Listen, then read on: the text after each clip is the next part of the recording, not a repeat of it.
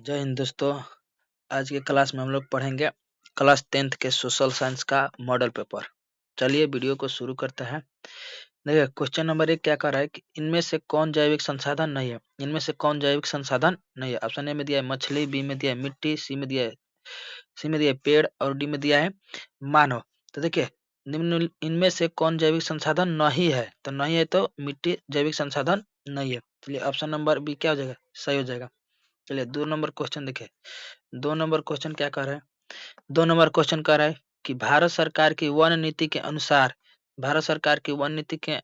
कम से कम कितना प्रतिशत भूभाग वनांछित रखना चाहिए। तो देखिए भारत सरकार की वन नीति के अनुसार कम से कम कितना प्रतिशत भूभाग वनांछित रखना चाहिए। ऑप्शन ए में दिया है 15% की 33% की 30% की 45%। तो देखिए कितना प्रतिशत रहना चाहिए, तो 33% हम लोग का बी सही हो जाएगा। चलिए 3 नंबर क्वेश्चन देखिए। 3 नंबर क्वेश्चन क्या कर रहा है कि महानदी पर कौन सा बांध बना है। महानदी पर कौन सा बांध बना है। ए में दिया है भाखड़ा नंगल, बी में दिया है नागार्जुन सागर और सी में दिया है हीराकुंड बांध और डी में दिया है रिहंद। तो महानदी पर कौन सा बांध बना है, हीराकुंड बांध। तो ऑप्शन नंबर सी हम लोग का सही हो जाएगा। चलिए 4 नंबर क्वेश्चन देखिए। 4 नंबर क्वेश्चन क्या कर रहा है कि टेक्सोल है। टेक्सोल किसकी दवा है। ऑप्शन ए में दिया है मलेरिया की, कैंसर रोधी दवा, निवारक दवा, इनमें से कोई नहीं। तो टेक्सोल क्या है, कैंसर रोधी दवा है। ऑप्शन नंबर बी हम लोग का सही हो जाएगा। चलिए 5 नंबर क्वेश्चन देखिए। 5 नंबर क्वेश्चन क्या कर रहा है, इनमें से कौन धात्विक खनिज नहीं है। इनमें से कौन धात्विक खनिज नहीं है। ऑप्शन ए में दिया है बॉक्साइट, बी में दिया है क्रोमाइट, सी में दिया है ग्रेफाइट और डी में दिया है निकेल। तो इनमें से कौन धात्विक खनिज नहीं है, तो ग्रेफाइट क्या है, धात्विक खनिज नहीं है। ऑप्शन सी हम लोग का सही हो जाएगा। चलिए 6 नंबर क्वेश्चन देखिए। 6 नंबर क्वेश्चन है, इनमें से कौन टर्शियरी कोयला भंडार का क्षेत्र है। इनमें से कौन टर्शियरी कोयला भंडार का क्षेत्र है। ऑप्शन ए में दिया है झारखंड, बी में दिया है मेघालय, सी में दिया है उड़ीसा और डी में दिया है मध्य प्रदेश।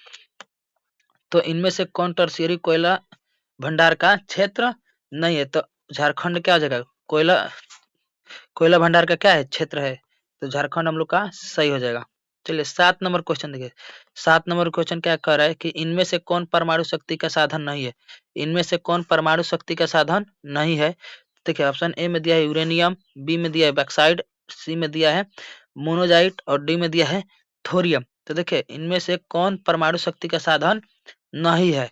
तो बॉक्साइट क्या है, बॉक्साइट देखिए अल्युमिनियम का अयस्क है, तो बॉक्साइट क्या हो जाएगा, बॉक्साइट परमाणु शक्ति का साधन नहीं होगा। तो ऑप्शन बी हम लोग का सही हो जाएगा। चलिए 8 नंबर क्वेश्चन देखिए। 8 नंबर क्वेश्चन क्या कर रहा है कि भारत को कुल कितने डाक क्षेत्रों में बांटा गया है। भारत को कुल कितने डाक क्षेत्रों में बांटा गया है। ऑप्शन ए में दिया 5, 6 की 8 की 9। तो भारत को कुल कितने डाक क्षेत्रों में बांटा गया है, तो 9। तो ऑप्शन नंबर डी हम लोग का क्या हो जाएगा, सही हो जाएगा। चलिए 9 नंबर क्वेश्चन देखिए। 9 नंबर क्वेश्चन क्या कर रहा है। 9 नंबर क्वेश्चन कर रहा है कि इनमें से कौन नदी असम में बाढ़ का कारण है। ऑप्शन ए में दिया है ब्यास, बी में दिया है ब्रह्मपुत्र, सी में दिया है ताप्ती और डी में दिया है महानदी। तो देखिए इनमें से कौन नदी असम में बाढ़ के कारण है, तो असम में बाढ़ के कारण पूछेगा तो ब्रह्मपुत्र रहा। और देखिए ऑप्शन नंबर बी हम लोग का क्या हो जाएगा, सही हो जाएगा। चलिए 9 नंबर हो गया। 10 नंबर देखिए। 10 नंबर क्वेश्चन क्या कर रहा है कि तरुण संघ, देखिए तरुण भारत संघ एनजीओ का संबंध किस राज्य से है। तरुण भारत संघ एनजीओ का संबंध किस राज्य से है। तो देखिए ऑप्शन ए में दिया है बिहार से, बी में दिया है गुजरात, सी में दिया है केरल की, राजस्थान से। तो तरुण भारत संघ एनजीओ का संबंध किस राज्य से है, तो राजस्थान। तो ऑप्शन नंबर डी हम लोग का सही हो जाएगा। चलिए 11 नंबर क्वेश्चन देखिए। 11 नंबर क्वेश्चन क्या कर रहा है, इनमें से किसका उपयोग, इनमें से किसका उपयोग इलेक्ट्रॉनिक उद्योगों में होता है। देखिए इनमें से किसका उपयोग इलेक्ट्रॉनिक उद्योगों में होता है। ऑप्शन ए में दिया अभ्रक, बी में दिया मैग्नीज, बॉक्साइड और इनमें से सभी। तो देखिए इनमें से किसका उपयोग इलेक्ट्रॉनिक उद्योग में होता है। तो देखिए इन सभी का, देखिए अभ्रक का, मैग्नीज का, बॉक्साइड का, सभी का उपयोग किस में होता है, इलेक्ट्रॉनिक उद्योग में होता है। तो हम लोग का डी क्या हो जाएगा, सही हो जाएगा, इनमें से सभी। चलिए 12 नंबर क्वेश्चन देखिए। 12 नंबर क्वेश्चन क्या कर रहे हैं कि इंद्रपुरी जलाशय परियोजना किस राज्य में है। इंद्रपुरी जलाशय परियोजना किस राज्य में है। ऑप्शन ए में दिया है मणिपुर, बी में दिया है बिहार। ऑप्शन ए में दिया है मणिपुर, बी में दिया है बिहार, सी में केरला और डी में दिया है झारखंड। तो देखिए इंद्रपुरी जलाशय परियोजना किस राज्य में है, तो ये हम लोग का बिहार में है। तो ऑप्शन नंबर बी हम लोग का सही हो जाएगा। चलिए 13 नंबर क्वेश्चन देखिए। 13 नंबर क्वेश्चन क्या कर रहा है कि असाधारण पौधों के लिए तैयार की गई पुस्तक का नाम है। असाधारण पौधों के लिए तैयार की गई पुस्तक का नाम है। ऑप्शन ए में दिया है blue book, yellow book, green book और रेड बुक। तो देखिए असाधारण पौधों के लिए तैयार की गई पुस्तक का नाम क्या है? Red book. Option number D हम लोग का सही हो जाएगा। चलिए 14 नंबर देखिए, 14 नंबर क्वेश्चन क्या करे कि निम्नलिखित में कौन रबी फसल नहीं है? देखिए निम्नलिखित में कौन रबी फसल नहीं है? तो ऑप्शन ए में दिया है गेहूं, चना, चावल और सरसों। तो देखिए गेहूं, चना, सरसों ये सब तीनों क्या है? ये तीनों क्या है? ये तीनों रबी फसल है। लेकिन चावल क्या है? चावल हम लोग का खरीफ फसल है। तो 14 का क्या हो जाएगा? हम लोग का सी सही हो जाएगा। चलिए 15 नंबर देखिए, 15 नंबर क्वेश्चन क्या करें कि सीमेंट उद्योग का कच्चा माल है। सीमेंट उद्योग का कच्चा माल है। ऑप्शन ए में दिया है चूना पत्थर, बी में दिया है कोयला, सी में दिया है अल्युमिनियम और डी में दिया है इनमें से सभी। तो देखिए चूना पत्थर का कच्चा, देखिए चूना, देखिए सीमेंट उद्योग का कच्चा माल क्या हो जाएगा? चूना पत्थर। सीमेंट उद्योग का क्या हो जाएगा? कच्चा माल चूना पत्थर। हम लोग का एक क्या हो जाएगा? सही हो जाएगा। चलिए 16 नंबर क्वेश्चन देखिए, 16 नंबर देखिए, कोणक रेल परियोजना का संबंध किस राज्य से है? कोणक रेल परियोजना का संबंध किस राज्य से है? ऑप्शन ए में दिया है महाराष्ट्र, बी में दिया है गोवा, सी में दिया है केरल और डी में दिया है इनमें से सभी। तो देखिए कोणक रेल परियोजना का संबंध इन तीनों राज्यों से है। कोणक रेल परियोजना इन तीनों राज्यों से होकर गुजरता है, पहले महाराष्ट्र, तब गोवा, तब केरल। तो इनमें से सभी क्या हो जाएगा? सही हो जाएगा। 16 का डी हम लोग का सही हो जाएगा। चलिए 17 नंबर क्वेश्चन देखिए, 17 नंबर क्वेश्चन क्या करे कि 1992 में रियो डी जेनेरो में क्या हुआ था? तो देखिए 1992 में रियो डी जेनेरो में क्या हुआ था? तो ऑप्शन ए में दिया है कि जलवायु परिवर्तन सम्मेलन, बी में दिया है कि पृथ्वी शिखर सम्मेलन, सी में दिया है जनसंख्या नियंत्रण सम्मेलन और डी में दिया है आर्थिक विकास सम्मेलन। तो देखिए 1992 में रियो डी जेनेरो में क्या हुआ था? तो प्रथम पृथ्वी सम्मेलन हुआ था। और देखिए ऐसे भी कहेगा, ऐसे भी क्वेश्चन दे देगा कि प्रथम पृथ्वी सम्मेलन कब हुआ था? तो 1992 में। या फिर ऐसे भी क्वेश्चन कर देगा कि प्रथम पृथ्वी सम्मेलन कहाँ पर हुआ था? तो रियो डी जेनेरो में। तो हम लोग का ऑप्शन क्या हो जाएगा? बी सही हो जाएगा 17 का, कि 1992 में रियो डी जेनेरो में क्या हुआ था? तो प्रथम पृथ्वी शिखर सम्मेलन हुआ था। चलिए 18 नंबर क्वेश्चन देखिए, 18 नंबर क्वेश्चन कह रहा है कि भारत में सर्वाधिक कौन सी मिट्टी पाई जाती है? भारत में सर्वाधिक कौन सी मिट्टी पाई जाती है? ऑप्शन ए में है काली मिट्टी, बी में है लेटेराइट मिट्टी और सी में है जलोढ़ मिट्टी और डी में है लाल मिट्टी। तो देखिए भारत में सर्वाधिक कौन सी मिट्टी पाई जाती है? तो जलोढ़ मिट्टी। जलोढ़ मिट्टी हम लोग का सी नंबर सही हो जाएगा। चलिए 19 नंबर देखिए, 19 नंबर क्वेश्चन क्या करे कि भारत में पहला जल विद्युत संयंत्र कहाँ लगाया गया था? भारत में पहला जल विद्युत संयंत्र कहाँ लगाया गया था? ऑप्शन ए में है शिव समुद्रम में, बी में है मणिकरण और सी में है दार्जिलिंग और डी में है शिमला। तो भारत में पहला जल विद्युत संयंत्र कहाँ लगाया गया था? तो ऑप्शन नंबर सी हम लोग का सही हो जाएगा, दार्जिलिंग में। चलिए 20 नंबर क्वेश्चन देखिए, 20 नंबर क्वेश्चन क्या करे कि बिहार में उर्वरक कारखाना कहाँ स्थित है? बिहार में उर्वरक कारखाना कहाँ स्थित है? ऑप्शन ए में है पटना, बी में है बांका, सी में है बरौनी और डी में है गया। तो बिहार में उर्वरक कारखाना कहाँ स्थित है? बरौनी में। ऑप्शन नंबर सी हम लोग का सही हो जाएगा। चलिए 21 नंबर क्वेश्चन देखिए, 21 नंबर क्वेश्चन क्या कर रहा है कि निम्नलिखित कारकों में कौन सूखे के लिए जिम्मेवार है? देखिए निम्नलिखित कारकों में कौन सूखे के लिए जिम्मेवार है? ऑप्शन ए में है भूकंप, बी में है बाढ़ और सी में है वर्षा की कमी और डी में है सुनामी। तो देखिए सूखा के लिए क्या हो जाएगा? वर्षा की कमी होगा ना। तो निम्नलिखित कारकों में कौन सूखे के लिए जिम्मेवार है? तो ऑप्शन नंबर सी हम लोग का सही हो जाएगा, वर्षा की कमी। चलिए डी नंबर देखिए, डी नंबर क्वेश्चन क्या करे कि सरदार सरोवर कृत्रिम जलाशय का संबंध है। सरदार सरोवर कृत्रिम जलाशय का संबंध है या फिर कृत्रिम जलाशय, देखिए यहाँ पे सरदार सरोवर बांध भी दे सकता है। तो सरदार सरोवर कृत्रिम जलाशय का संबंध है। ऑप्शन ए में दिया है नर्मदा नदी नदी से, बी में दिया है गंगा नदी से, सी में दिया है दामोदर नदी से और डी में दिया है सतलज नदी से। तो सरदार सरोवर कृत्रिम जलाशय का संबंध किससे है? नर्मदा नदी से। तो ऑप्शन नंबर ए हम लोग का सही हो जाएगा। चलिए 23 नंबर क्वेश्चन देखें, 23 नंबर क्वेश्चन क्या करे कि जून 2023 में भारत में कौन सा चक्रवात आया था? तो देखिए जून 2023 में भारत में कौन सा चक्रवात आया था? ऑप्शन ए में दिया है बुलबुल, बी में दिया है बिपरजॉय और सी में दिया है यास और डी में दिया है इनमें से कोई नहीं। तो जून 2023 में भारत में कौन सा चक्रवात आया था? तो विपरजॉय। विपरजॉय ऑप्शन नंबर बी हम लोग का सही हो जाएगा। चलिए ऑप्शन नंबर बी हम लोग का सही हो जाएगा। 24 नंबर क्वेश्चन देखिए, 24 नंबर क्वेश्चन क्या कर रहे हैं कि पृथ्वी की सतह पर सबसे पहले पहुंचने वाली भूकंपीय तरंग। तो देखिए, पृथ्वी की सतह पर पहुंचने वाली सबसे पहले भूकंपीय तरंग क्या हो जाएगा? ऑप्शन ए में दिया है प्राथमिक तरंग, बी में दिया है द्वितीयक तरंग, और सी में दिया है दीर्घ तरंग, और डी में दिया है इनमें से सभी। तो देखिए, पृथ्वी की सतह पर पहुंचने वाली, देखिए पृथ्वी पर की सतह पर सबसे पहले पहुंचने वाली भूकंपीय तरंग प्राइमरी तरंग होगा। ऑप्शन नंबर ए हम लोग का सही हो जाएगा, प्राथमिक तरंग। चलिए 25 नंबर क्वेश्चन देखिए, 25 नंबर क्वेश्चन क्या करे कि संचार का सबसे लोकप्रिय साधन है। तो देखिए, इसमें ए और बी दोनों हो जाएगा। देखिए, इसमें देखिए अगर कहे कि वर्तमान में संचार का सबसे लोकप्रिय साधन कौन होगा, तो मोबाइल होगा। लेकिन अगर ऐसे पूछेगा कि संचार का सबसे लोकप्रिय साधन है, तो संचार का सबसे लोकप्रिय साधन क्या हो जाएगा? सार्वजनिक टेलीफोन होगा। और लेकिन ऐसे वर्तमान में कहेगा तो मोबाइल हो जाएगा। तो इसलिए हम लोग का ए क्या हो जाएगा? सही हो जाएगा, सार्वजनिक टेलीफोन। तो 25 का ए हम लोग का सही हो जाएगा। चलिए 26 नंबर क्वेश्चन देखिए, 26 नंबर क्वेश्चन कह रहा है 26 नंबर क्वेश्चन कह रहा है कि Calcutta corporation act, Calcutta corporation act किसके शासनकाल में पारित हुआ? ऑप्शन नंबर ए में है लॉर्ड कर्जन, लॉर्ड लिटन, कि लॉर्ड डलहौजी, कि लॉर्ड रिपन के काल में। तो देखिए, कलकत्ता कॉरपोरेशन एक्ट किसके शासनकाल में पारित हुआ? तो लॉर्ड कर्जन के काल में पारित हुआ था।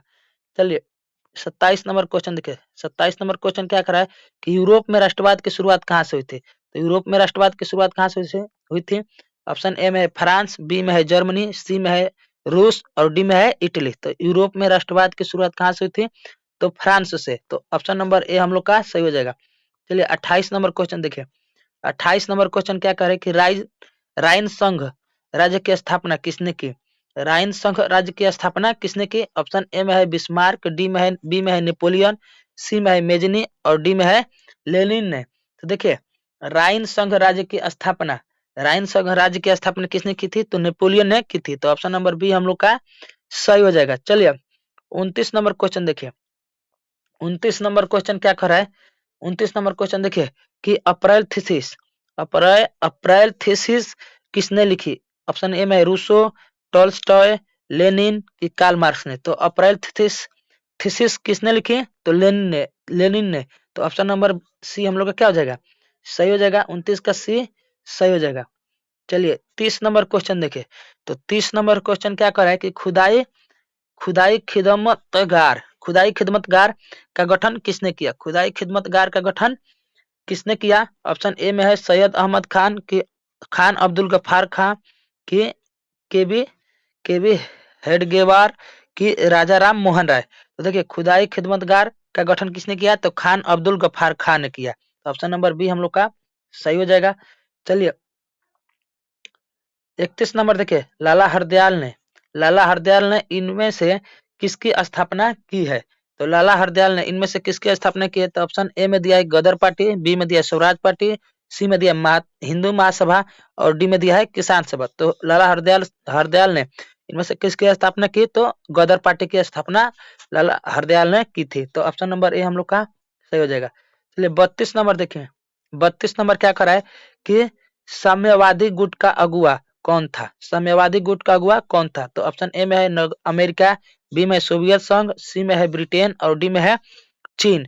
तो साम्यवादी गुट का अगुवा कौन था? तो सोवियत संघ था। ऑप्शन नंबर बी हम लोग का सही हो जाएगा। चलिए 33 नंबर क्वेश्चन देखे, 33 नंबर क्वेश्चन क्या करे कि इनमें से क्या मार्टिन लूथर की कीर्ति है? इनमें से क्या मार्टिन लूथर की कीर्ति है? ऑप्शन नंबर ए में है अप्रैल थीसिस, और बी में है कम्युनिस्ट मैनिफेस्टो, और सी में है 95 थीसिस, की डी में है कॉमनवेल्थ। तो इनमें से क्या मार्टिन लूथर की कीर्ति है? तो 95 थीसिस। ऑप्शन नंबर सी हम लोग का सही हो जाएगा। 34 नंबर क्वेश्चन देखिए, 34 नंबर क्वेश्चन क्या कर रहा है कि बंगाल गजट का प्रकाशन किसने किया? बंगाल गजट का प्रकाशन किसने किया? तो ऑप्शन ए में है जेम्स ए हिस्की, बी में है मदन मोहन मालवीय, और डी सी में है रविंद्रनाथ टैगोर, और डी में है ईश्वर चंद्र विद्यासागर। तो देखिए, बंगाल गजट का प्रकाशन किसने किया? तो James A Hickey. Option number A हम लोग का सही हो जाएगा। चलिए 35 नंबर देखिए, 35 नंबर क्या कर रहा है कि यूनान इनमें से किस देश के अधीन था? यूनान इनमें से किस देश के अधीन था? तो ऑप्शन नंबर ए में देखिए ऑस्ट्रिया, बी में है फ्रांस, सी में है ब्रिटेन और डी में है तुर्की। तो यूनान इनमें से किस देश के अधीन था? तो फ्रांस के। तो ऑप्शन नंबर बी हम लोग का सही हो जाएगा। 35 का बी नंबर हम लोग का सही हो जाएगा। चलिए 36 नंबर क्वेश्चन देखिए। 36 नंबर क्वेश्चन क्या है कि नमक कानून तोड़ने के लिए गांधी जी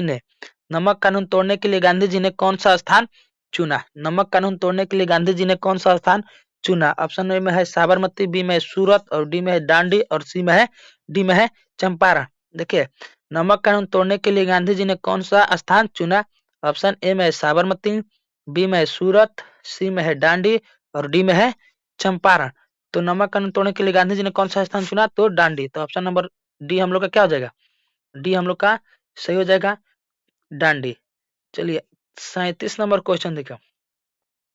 37 नंबर क्वेश्चन क्या है कि समाजवादियों की बाइबल किसे कहा जाता है?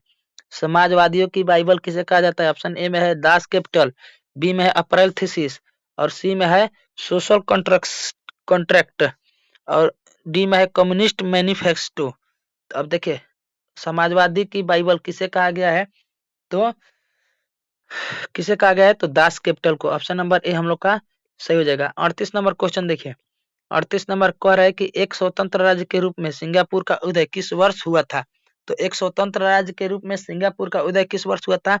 ऑप्शन ए में है 1945, बी में है 1965 और सी में है 1975 और डी में है 1955। तो एक स्वतंत्र राष्ट्र के रूप में सिंगापुर का उदय किस वर्ष में हुआ था? 1965 के। तो 38 का बी हम लोग का सही हो जाएगा। चलिए 39 नंबर क्वेश्चन देखिए। 39 नंबर क्वेश्चन क्या कर रहे हैं? वियना कांग्रेस में कौन राष्ट्र सम्मिलित नहीं था? वियना कांग्रेस में कौन राष्ट्र सम्मिलित नहीं था? ऑप्शन ए में है ब्रिटेन, बी में है जर्मनी, सी में है रूस और डी में है फ्रांस। तो वियना कांग्रेस में कौन राष्ट्र सम्मिलित नहीं था? तो देखिए 39 का क्या हो जाएगा हम लोग का? 20 सही हो जाएगा, जर्मनी नहीं था। चलिए 40 नंबर क्वेश्चन देखिए। 40 नंबर क्वेश्चन क्या करे कि फॉरवर्ड ब्लॉक की स्थापना किसने की? फॉरवर्ड ब्लॉक की स्थापना किसने की? ऑप्शन ए में है एम.एन. राय, बी में सुभाष चंद्र बोस, सी में है लाला हरदयाल और डी में है चित्तरंजन दास। देखिए फॉरवर्ड ब्लॉक की स्थापना किसने की? तो सुभाष चंद्र बोस। 40 का क्या हो जाएगा? बी हम लोग का सही हो जाएगा। चलिए 41 नंबर क्वेश्चन देखिए। 41 नंबर क्वेश्चन क्या कर रहा है? 41 नंबर क्वेश्चन कह रहा है कि बम्बई राज्य का विभाजन कर किन दो राज्यों का गठन हुआ? देखिए बम्बई राज्य का विभाजन कर किन दो राज्यों का गठन हुआ? तो देखिए ऑप्शन ए में दिया है महाराष्ट्र और गोवा। देखिए ऑप्शन ए में दिया है महाराष्ट्र और गोवा और बी में दिया है महाराष्ट्र और गुजरात, सी में दिया है महाराष्ट्र और कर्नाटक और डी में दिया है महाराष्ट्र और आंध्र प्रदेश। तो देखिए बम्बई राज्य का विभाजन कर किन दो राज्यों का गठन किया गया? तो महाराष्ट्र और गुजरात। ऑप्शन नंबर बी हम लोग का सही हो जाएगा। 41 का बी हम लोग का सही हो जाएगा। चलिए 42 नंबर क्वेश्चन देखिए। 42 नंबर क्वेश्चन क्या कर रहा है कि बिहार में कुल कितने नगर निगम स्थापित किए गए हैं? बिहार में कुल कितने नगर निगम स्थापित किए गए हैं? ऑप्शन ए में 10, बी में 19 और सी में 12 और डी में है 14। तो देखिए बिहार में कुल कितने नगर निगम स्थापित किए? तो वर्तमान में 19 है। चलिए 43 नंबर क्वेश्चन देखिए। 43 नंबर क्वेश्चन क्या कह रहा है कि राज्य पुनर्गठन आयोग की स्थापना कब हुई? राज्य पुनर्गठन आयोग की स्थापना कब हुई?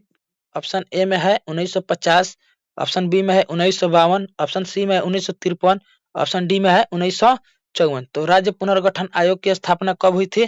तो 1953 में। ऑप्शन नंबर सी हम लोग का सही हो जाएगा। चलिए 44 नंबर क्वेश्चन देखिए। 44 नंबर क्वेश्चन क्या कर रहा है कि चुनाव आचार संहिता का निर्माण कौन करता है?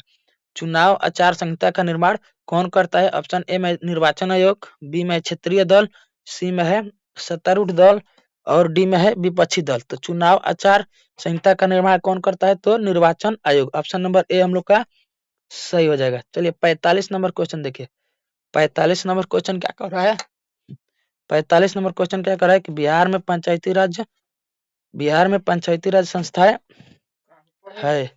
बिहार में सं, बिहार में पंचायती राज संस्थाएं है। ऑप्शन ए में है एक स्तरीय, ऑप्शन बी में है 2 स्तरीय, ऑप्शन सी में है 3 स्तरीय, ऑप्शन डी में है 4 स्तरीय। तो बिहार में पंचायती राज संस्थाएं कितना स्तरीय है? 3 स्तरीय है। 45 का क्या हो जाएगा?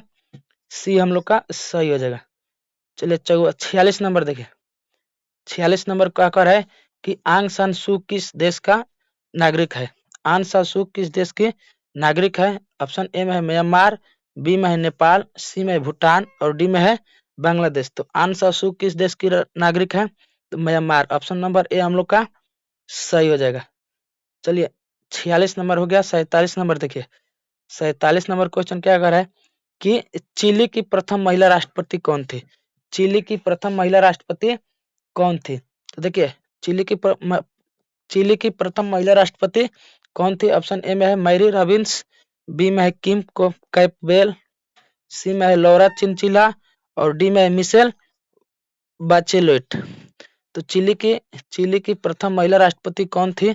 तो Mitchell Bachelet. Option number D हम लोग का सही हो जाएगा। चलिए 48 नंबर क्वेश्चन देखिए। 48 नंबर क्वेश्चन क्या कर रहा है कि इनमें से किस पर लोकतंत्र का भविष्य निर्भर करता है? इनमें से किस पर लोकतंत्र का भविष्य निर्भर करता है? ऑप्शन ए में है जातिवाद, बी में है निष्पक्ष चुनाव और सी में है अलगाववाद और डी में इनमें से कोई नहीं। तो देखिए इनमें से किस पर लोकतंत्र का भविष्य निर्भर करता है? तो निष्पक्ष चुनाव पे। ऑप्शन नंबर बी हम लोग का सही हो जाएगा। चलिए 49 नंबर क्वेश्चन देखिए। 49 नंबर क्वेश्चन क्या कर रहा है कि लोकसभा में चुने गए सदस्यों की संख्या कितनी है? तो देखिए लोकसभा में चुने गए सदस्यों की संख्या कितनी है? ऑप्शन ए में है 540, ऑप्शन बी में है 543, ऑप्शन सी में है 545 और ऑप्शन डी में है 550। तो देखिए लोकसभा में चुने गए सदस्यों की, देखिए लोकसभा में चुने हुए सदस्यों की संख्या कितनी होती है? 543। 49 का क्या हो जाएगा? हम लोग का बी सही हो जाएगा। चलिए 50 नंबर क्वेश्चन देखते हैं। 50 नंबर क्वेश्चन क्या कर रहे हैं कि इनमें से कहाँ प्रत्यक्ष लोकतंत्र है? इनमें से कहाँ प्रत्यक्ष लोकतंत्र है? तो देखिए ऑप्शन ए में दिया है स्विट्जरलैंड, बी में दिया है ब्रिटेन और सी में दिया है भारत और डी में दिया है चीन। तो देखिए इनमें से कहाँ प्रत्यक्ष लोकतंत्र है? तो ऑप्शन नंबर ए हम लोग का सही हो जाएगा, स्विट्जरलैंड में। ऑप्शन नंबर ए हम लोग का सही हो जाएगा। चलिए 51 नंबर क्वेश्चन देखिए। 51 नंबर क्वेश्चन क्या कर रहा है कि कितनी जनसंख्या पर ग्राम पंचायत का गठन किया जाता है?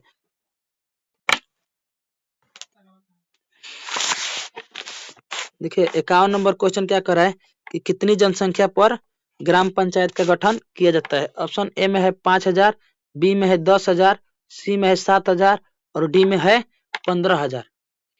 तो देखिए कितनी कितनी जनसंख्या पर ग्राम पंचायत का गठन किया जाता है? तो 7,000 के। तो ऑप्शन नंबर सी हम लोग का क्या हो जाएगा? सही हो जाएगा। चलिए 52 नंबर क्वेश्चन देखिए। 52 नंबर क्वेश्चन क्या कर रहा है कि 1975 के आपातकाल की घोषणा किसने की? 1975 की आपातकाल की घोषणा किसने की है? ऑप्शन ए में है जनता पार्टी ने, बी में भारतीय राष्ट्रीय कांग्रेस ने और सी में है बहुजन समाज पार्टी ने और डी में है राष्ट्रवादी कांग्रेस पार्टी ने। तो देखिए 1975 के आपातकाल की घोषणा किसने की? तो भारतीय राष्ट्रीय कांग्रेस ने। ऑप्शन नंबर बी हम लोग का सही हो जाएगा। चलिए 53 नंबर क्वेश्चन देखिए। 53 नंबर क्वेश्चन क्या है कि पूरे जिले का प्रशासन कौन करता है? पूरे जिले का प्रशासन कौन करता है? ऑप्शन ए में सरपंच, बी में महापौर, सी में जिला दंडाधिकारी और डी में है सत्र न्यायाधीश। तो देखिए पूरे जिले का प्रशासन कौन करता है? तो जिला दंडाधिकारी। ऑप्शन नंबर सी हम लोग का सही हो जाएगा। चलिए 54 नंबर क्वेश्चन देखिए। 54 नंबर क्वेश्चन क्या कर रहा है कि नेपाल में लोकतंत्र वापसी के लिए कब आंदोलन हुआ? तो ऑप्शन ए में है 2000, बी में है 2002, सी में 2006 और डी में 2010। तो देखिए नेपाल में लोकतंत्र वापसी के लिए कब आंदोलन हुआ? तो 2006 में। ऑप्शन नंबर सी हम लोग का सही हो जाएगा। चलिए 55 नंबर देखिए। 55 नंबर क्या कर रहा है? 55 नंबर क्वेश्चन कह रहा है कि जल आपूर्ति के निजीकरण के विरुद्ध कहाँ संघर्ष हुआ? जल आपूर्ति के निजीकरण के विरुद्ध कहाँ संघर्ष हुआ? ऑप्शन ए में है नेपाल, बी में है बोलीविया और सी में है बांग्लादेश, डी में है बेल्जियम। तो देखिए जल आपूर्ति के निजीकरण के विरुद्ध कहाँ संघर्ष हुआ? तो बोलीविया में। तो ऑप्शन नंबर बी हम लोग का सही हो जाएगा। चलिए 56 नंबर क्वेश्चन देखें। तो 56 नंबर क्वेश्चन क्या कर रहा है कि विंग विंग एवं टोरी नामक राजनीतिक दलों का संबंध किस देश से है? विंग एवं टोरी नामक राजनीतिक दलों का संबंध किस देश से है? ऑप्शन ए में है यूगोस्लाविया, बी में है उत्तरी आयरलैंड, सी में है मेक्सिको और डी में है ब्रिटेन से। तो देखिए 56 का क्या हो जाएगा? हम लोग का डी नंबर सही हो जाएगा, ब्रिटेन हम लोग का सही हो जाएगा। चलिए 57 नंबर देखिए, 57 नंबर क्या कर रहा है कि इंग्लैंड के महिलाओं को वोट का अधिकार कब प्राप्त हुआ? इंग्लैंड में महिलाओं को वोट का अधिकार कब प्राप्त हुआ? 1873 में, 1918 में, कि 1928 में, कि 1945 में? तो देखिए इंग्लैंड में महिलाओं को वोट का अधिकार कब प्राप्त हुआ? 1918 में। ऑप्शन नंबर बी हम लोग का सही हो जाएगा। चलिए 58 नंबर क्वेश्चन देखिए, 58 नंबर क्वेश्चन क्या कर रहा है कि इनमें से क्या संघात्मक शासन व्यवस्था की विशेषता है? इनमें से क्या संघात्मक शासन व्यवस्था की विशेषता है? ऑप्शन ए में है दोहरी सरकार, बी में स्वतंत्र न्यायपालिका, सी में संविधान की सर्वोच्चता, और डी में इनमें से सभी। तो देखिए 58 का क्या हो जाएगा? इनमें से क्या संघात्मक शासन व्यवस्था की विशेषता है? तो देखिए संघात्मक शासन व्यवस्था के लिए दोहरी सरकार भी होना चाहिए, और स्वतंत्र न्यायपालिका भी होना चाहिए, और संविधान की सर्वोच्चता भी होनी चाहिए। इसलिए हम लोग का ऑप्शन नंबर डी क्या आ जाएगा? इनमें से तीनों सही है, तो इनमें से सभी। ऑप्शन नंबर डी हम लोग का सही हो जाएगा 58 का। चलिए 59 नंबर देखिए, पटना नगर निगम में कितने वार्ड है? देखिए पटना नगर निगम में कितने वार्ड है? ऑप्शन ए में 45, बी में है 48, सी में 53, और डी में है 75। तो देखिए पटना नगर निगम में कितने वार्ड है? तो 75 वार्ड है।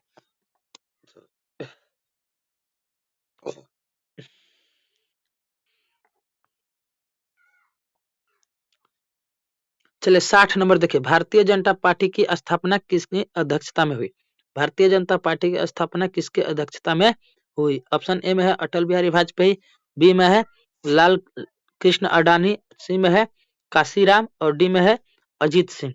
तो देखिए भारतीय जनता पार्टी की स्थापना किनकी अध्यक्षता में हुई? तो Atal Bihari Vajpayee. Option number A हम लोग का सही हो जाएगा। चलिए 61 नंबर क्वेश्चन देखिए, 61 नंबर क्वेश्चन क्या करे कि राष्ट्रीय विकास परिषद का गठन कब हुआ?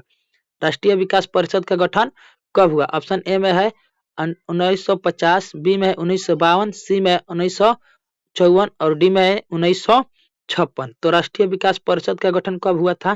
तो देखिए 1952 में राष्ट्रीय विकास परिषद का गठन कब हुआ था? 1952 में। ऑप्शन नंबर बी हम लोग का सही हो जाएगा। चलिए 62 नंबर देखिए, 62 नंबर क्या कर रहा है कि भारत में राष्ट्रीय आय की गणना किस संस्था द्वारा की जाती है?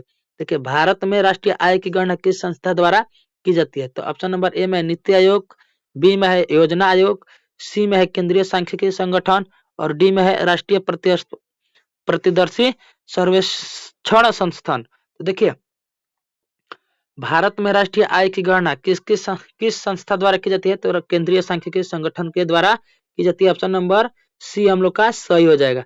चलिए 63 नंबर देखिए, 63 नंबर क्या करे कि y बराबर सी प्लस आई में आई क्या है? y बराबर सी प्लस आई में आई क्या है? तो ऑप्शन ए में है आय, बी में है निवेश, सी में है उपभोग, और डी में है ब्याज। तो देखिए ऑप्शन नंबर क्या हो जाएगा? डी हम लोग का सही हो जाएगा, ब्याज। क्या हो जाएगा? देखिए y बराबर सी प्लस आई में आई क्या है? तो ब्याज हम लोग का सही हो जाएगा। चलिए 64 नंबर क्वेश्चन देखिए, 64 नंबर क्वेश्चन क्या कर रहा है कि इनमें से क्या शुद्ध स्तरीय उत्पाद में शामिल नहीं होता है? इनमें से क्या शुद्ध स्तरीय उत्पाद में शामिल नहीं होता है? ऑप्शन ए में है बीमा का व्यय, और बी में है मूल्यह्रास, और सी में है कच्चे माल की कीमत, और डी में इनमें से सभी। तो देखिए इनमें से क्या शुद्ध राष्ट्रीय उत्पाद में शामिल नहीं होता है? तो ये सभी क्या है? उनमें से सभी क्या हो जाएगा? सही हो जाएगा। ये सभी क्या है? राष्ट्रीय उत्पाद में शामिल नहीं होता है। तो ऑप्शन नंबर डी हम लोग का सही हो जाएगा। चलिए 65 नंबर देखिए, 65 नंबर क्या कह रहा है कि खनन को इनमें से किस क्षेत्र में शामिल करते हैं? खनन को इनमें से किस क्षेत्र में शामिल करते हैं? ऑप्शन ए में प्राथमिक क्षेत्र, बी में द्वितीय क्षेत्र, सी में तृतीय क्षेत्र, डी में इनमें से कोई नहीं। तो खनन को इनमें से किस क्षेत्र में शामिल करते हैं? तो ऑप्शन नंबर ए क्या हो जाएगा? ऑप्शन नंबर सी हम लोग का सही हो जाएगा, खनन को तृतीय क्षेत्र में शामिल करते हैं। चलिए 66 नंबर क्वेश्चन देखिए, 66 नंबर क्वेश्चन क्या कर रहे हैं कि किस अर्थव्यवस्था में लोकतंत्र कल्याण पर बल दिया जाता है? किस अर्थव्यवस्था में लोकतंत्र कल्याण पर बल दिया जाता है? ऑप्शन नंबर ए में पूंजीवादी अर्थव्यवस्था, बी में है समाजवादी अर्थव्यवस्था, सी में है मिश्रित अर्थव्यवस्था, और डी में इनमें से कोई नहीं। तो देखिए किस अर्थव्यवस्था में लोकतंत्र कल्याण पर बल दिया जाता है? तो समाजवादी अर्थव्यवस्था में। ऑप्शन नंबर बी हम लोग का सही हो जाएगा। चलिए ऑप्शन नंबर बी हम लोग का सही हो जाएगा। चलिए किधर गया किधर गया किधर गया, हाँ चलिए 66 हो गया। 67 नंबर देखिए, 67 नंबर क्या कह रहा है कि इनमें से क्या पूंजी का पारिश्रमिक है। इनमें से क्या पूंजी का पारिश्रमिक है। ऑप्शन ए में है लगान, बी में मजदूरी, सी में ब्याज और डी में है लाभ। तो देखिए इनमें से क्या पूंजी का पारिश्रमिक है, तो हम लोग का मजदूरी क्या हो जाएगा, पूंजी का पारिश्रमिक हो जाएगा। ऑप्शन नंबर बी सही हो जाएगा। चलिए 68 नंबर देखिए, 68 नंबर क्या कर रहा है कि इनमें से क्या संस्थागत वित्त का स्रोत है। इनमें से क्या संस्थागत वित्त का स्रोत है। ऑप्शन ए में महाजन, बी में है व्यापारी, सी में रिश्तेदार और डी में है सहकारी बैंक। तो देखिए इनमें से क्या संस्थागत वित्त का आयोग का स्रोत है। तो देखिए महाजन, व्यापारी, रिश्तेदार, ये तीनों क्या है, गैर संस्थागत है। लेकिन संस्थागत पूछ रहा है तो संस्थागत में क्या हो जाएगा, सहकारी बैंक हम लोग का क्या हो जाएगा, संस्थागत हो जाएगा।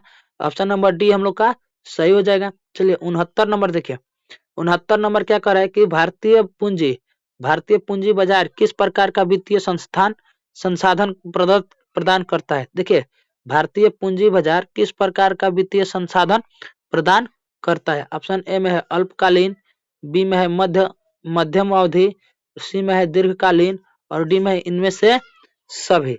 तो देखिए भारतीय पूंजी बाजार किस प्रकार का वित्तीय संसाधन प्रदान करता है, तो अल्पकालीन। तो ऑप्शन नंबर ए में क्या दिया है, अल्पकालीन हम लोग का सही हो जाएगा। चलिए 70 नंबर देखिए, 70 नंबर क्या कह रहा है कि ग्रामीण विकास तथा कृषि के लिए ऋण प्रदान करने वाले संस्थाओं को, देखिए ग्रामीण विकास तथा कृषि के लिए ऋण प्रदान करने वाली संस्थाओं को, एक मिनट रुकिए थोड़ा छोटा कर लें। हाँ चलिए यहाँ से देखिए क्या कर रहा है कि ग्रामीण विकास तथा कृषि के लिए ऋण प्रदान करने वाली संस्थाओं को वित्त की आपूर्ति कौन करता है। तो ऑप्शन ए में सहकारी बैंक, बी में भूमि बैंक, सी में है नबार्ड और डी में है भारतीय रिजर्व बैंक। तो देखिए ग्रामीण विकास तथा कृषि के ऋण के प्रदान के लिए संस्थाओं को वित्त की आपूर्ति कौन करता है, तो नबार्ड करता है। तो नबार्ड हम लोग का ऑप्शन नंबर सी में है, तो सी हम लोग का क्या हो जाएगा, सही हो जाएगा। चलिए 71 नंबर देखिए, 71 नंबर क्या कह रहा है कि भारत में सहकारिता आंदोलन कब प्रारंभ हुआ। भारत में सहकारिता आंदोलन कब प्रारंभ हुआ। ऑप्शन ए में है 1901, बी में है 1904, सी में है 1912 और डी में है 1915। तो भारत में सहकारिता आंदोलन का प्रारंभ कब हुआ था, तो 1904 ईस्वी में हुआ था। तो ऑप्शन नंबर बी हम लोग का सही हो जाएगा। चलिए 72 नंबर देखिए, 72 नंबर क्या कह रहा है, 72 नंबर कह रहा है कि विकसित देशों के कार्यबल का अधिकांश हिस्सा किस क्षेत्र में कार्यरत है। तो देखिए विकसित देशों के कार्यबल का अधिकांश हिस्सा किस क्षेत्र में कार्यरत होता है। तो ऑप्शन ए में है कृषि क्षेत्र, बी में है विनिर्माण क्षेत्र, सी में सेवा क्षेत्र और डी में इनमें से कोई नहीं। तो देखिए विकसित देशों के कार्यबल का अधिकांश हिस्सा किस क्षेत्र में कार्यरत होता है, तो सेवा क्षेत्र में। तो ऑप्शन नंबर सी हम लोग का सही हो जाएगा। चलिए 73 नंबर देखिए, 73 नंबर क्या कह रहा है कि भारत में नई आर्थिक नीति कब लागू की गई।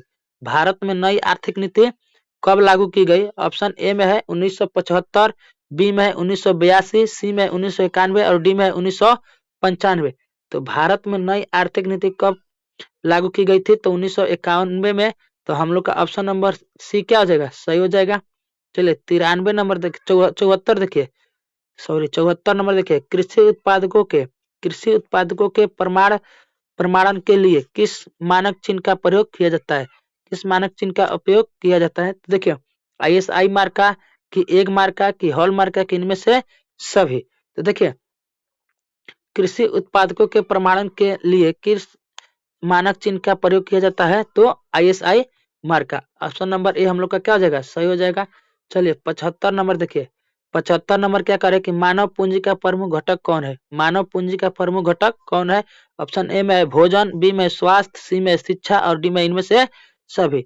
तो देखिए मानव पूंजी का प्रमुख घटक कौन है, तो भोजन भी है, स्वास्थ्य भी है और शिक्षा भी है। ये तीनों क्या है, मानव पूंजी का प्रमुख घटक है। तो इनमें से सभी क्या हो जाएगा, सही हो जाएगा। डी नंबर हम लोग का सही हो जाएगा। चलिए 76 नंबर देखिए, 76 नंबर क्या करे कि जवाहर रोजगार योजना कब लागू की गई।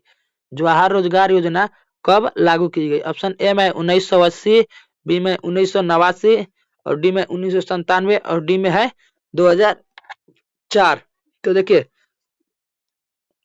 क्या कर रहा है कि जवाहर रोजगार योजना कब लागू की गई? तो 1989 में। ऑप्शन नंबर बी हम लोग का क्या हो जाएगा? सही हो जाएगा। चलिए 77 नंबर देखिए, 77 नंबर क्या कर रहा है कि एचडीआई देखिए एचडीआई का पूरा नाम क्या होता है? मानव विकास सूचकांक। तो एचडीआई कब शुरू की गई? मानव विकास सूचकांक कब शुरू की गई? ऑप्शन ए में है 1980, बी में 1990, सी में 1970 और डी में 1960।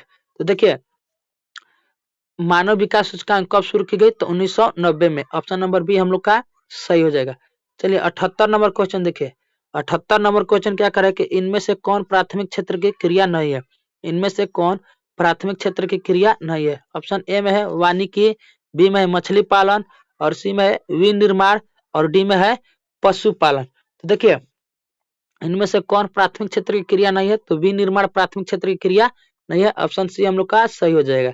चलिए 79 नंबर देखिए, 79 नंबर क्या करे कि इनमें से क्या आवश्यकताओं के देखिए इनमें से क्या आवश्यकताओं के दोहरे संयोग की समस्या को हल करता है? इनमें से क्या आवश्यकताओं के दोहरे संयोग की समस्या क्यों हल करता है? ऑप्शन ए में है वस्तुएं, वस्तु मुद्रा की इनमें से सभी।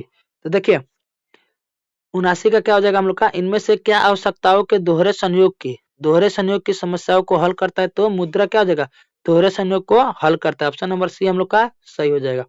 चलिए 80 नंबर देखिए और लास्ट 80 नंबर देखिए, इनमें से कौन व्यापारिक वैध बैंक नहीं है? इनमें से कौन व्यापारिक बैंक नहीं है? ऑप्शन ए में है State Bank of India, B में पंजाब नेशनल बैंक, सी में Reserve Bank of India, D में है सेंट्रल बैंक ऑफ इंडिया। तो देखिए इनमें से कौन व्यापारिक बैंक नहीं है? ऑप्शन नंबर सी हम लोग का क्या हो जाएगा? सही हो जाएगा, भारतीय रिजर्व बैंक ऑफ इंडिया। अगर वीडियो आप लोग को अच्छा लगा होगा तो एक लाइक और एक सब्सक्राइब जरूर करिएगा लोग। मिलते हैं अगले वीडियो में, तब तक के लिए जय हिंद।